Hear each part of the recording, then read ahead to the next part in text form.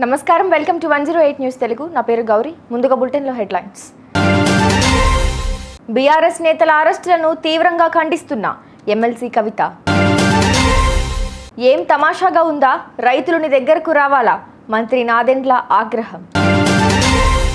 పొన్నంకు కీలక బాధ్యతలు అప్పచెప్పిన రేవంత్. తొలి వన్డే భారత మహిళా జట్టుపై ఆసీస్ విజయం. రాష్ట్రంలో బెనిఫిట్ షోలు రద్దు చేయాలని ధర్నా. బీఆర్ఎస్ నేతల అరెస్టులపై ఆ పార్టీ ఎమ్మెల్సీ కల్వకుంట్ల కవిత తీవ్రస్థాయిలో మండిపడ్డారు. ఇది ప్రజా పాలన కాదు, ఇందిరమ్మ ఎమర్జెన్సీ పాలన అని ధ్వజమెత్తారు. బీఆర్ఎస్ పార్టీకి చెందిన సీనియర్ నేతలను అక్రమంగా అరెస్టు చేయడాన్ని తీవ్రంగా ఖండిస్తున్నామని కవిత పేర్కొన్నారు. అక్రమంగా అరెస్టు చేసిన మా పార్టీ సీనియర్ నేతలను తక్షణమే విడుదల చేయాలని సీఎం రేవంత్ రెడ్డి, డీజీపీని కవిత డిమాండ్ చేశారు. కృష్ణా జిల్లా అవనిగడ్డ నియోజకవర్గంలో రైతు సేవా కేంద్రం ఉద్యోగులపై ఏపీ పౌర సరఫరాల శాఖ మంత్రి నాదెండ్ల మనోహర్ ఆగ్రహం వ్యక్తం చేశారు.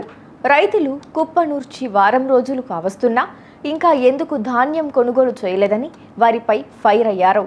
అయితే తాము కుప్పనూర్చి 4-5 రోజులు కావస్తున్నా అధికారులు ధాన్యం కొనుగోలు చేయడం లేదని రైతులు మంత్రితో చెప్పారు. మిల్లర్లు సరైన ధర కూడా ఇవ్వడం లేదని ఫిర్యాదు చేశారు. దీంతో స్థానిక రైతు సేవా కేంద్రం సిబ్బంది ఏం చేస్తున్నారంటూ ఆయన ప్రశ్నించారు. వారి నుంచి సరైన సమాధానం రాకపోవడంతో ఆగ్రహం వ్యక్తం చేశారు.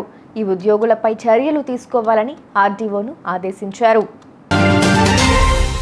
తెలంగాణ రాష్ట్ర పండుగ ఉత్సవాలకు మాజీ ముఖ్యమంత్రి కేసీఆర్ను ఆహ్వానించే బాధ్యతను సీఎం రేవంత్ రెడ్డి మంత్రి పొన్నం ప్రభాకర్కు అప్పచెప్పనున్నారు. పొన్నం నేరుగా ఇన్విటేషన్ కార్డుతో వెళ్లి కేసీఆర్ను స్వయంగా కలిసి తెలంగాణ తల్లి విగ్రహ ఆవిష్కరణకు రావాలని కోరాలని సూచించారు. అలాగే కేంద్ర మంత్రులు కిషన్ రెడ్డి, బండి సంజయ్లను కూడా ఆహ్వానించే బాధ్యతను పొన్నం ప్రభాకర్పై రేవంత్ రెడ్డి ఉంచారు. భారత మహిళల జట్టుతో జరిగిన తొలి వన్డేలో ఆస్ట్రేలియా మహిళల జట్టు విజయం సాధించింది. 101 పరుగుల లక్ష్యంతో బ్యాటింగ్కు దిగిన ఆసీస్ 16.2 ఓవర్లకే 5 వికెట్లు నష్టపోయి టార్గెట్ను ఛేదించింది. జార్జియా వోల్, లిచ్ఫీల్డ్ 35 పరుగులు చేశారు.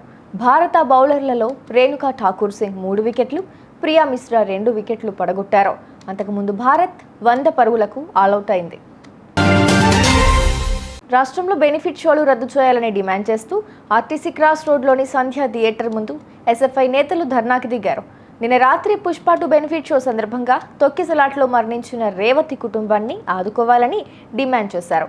మృతురాలి కుటుంబానికి ₹1 కోటి పరిహారం ఇవ్వాలని కోరారు.